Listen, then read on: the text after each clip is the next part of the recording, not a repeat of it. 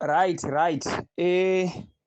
Let it be clear kuti this week we are going to do head on nehome side. Vakomana kuhome side muri kushandiswa this week, not later than this week. We are going to do head on nemimi.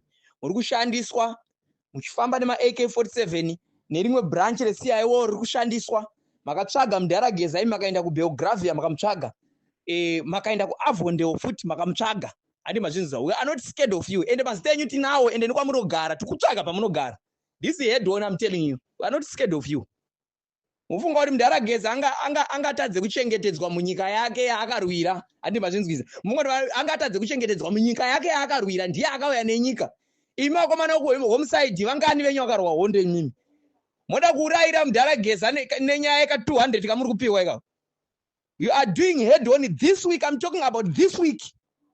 This week, I'm telling you, udzanai iko kumba kwenyu kukuzivai ende masenti now.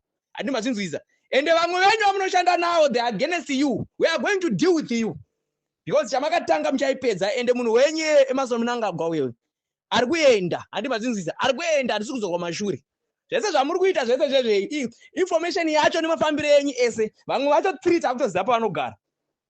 We are going to deal with you, I'm telling you. And then this week, not next week, this week. Wiki iro rati kutanga. We are going to deal with you. Makaenda makamutsvaga Mudhara kwese kuBelgravia. Makamutsvaga kwese kuna naCCP2 ko.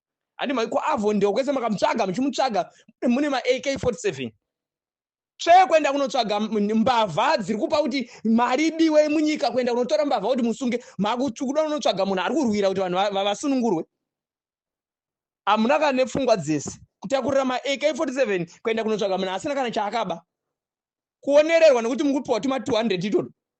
We are going to deal with you. I'm telling you, this is my final message. Ndikutaurirai. Vamwe vacho vamwe venyu pamapauta apakutozikanwa. Wait uone. Mirai muone.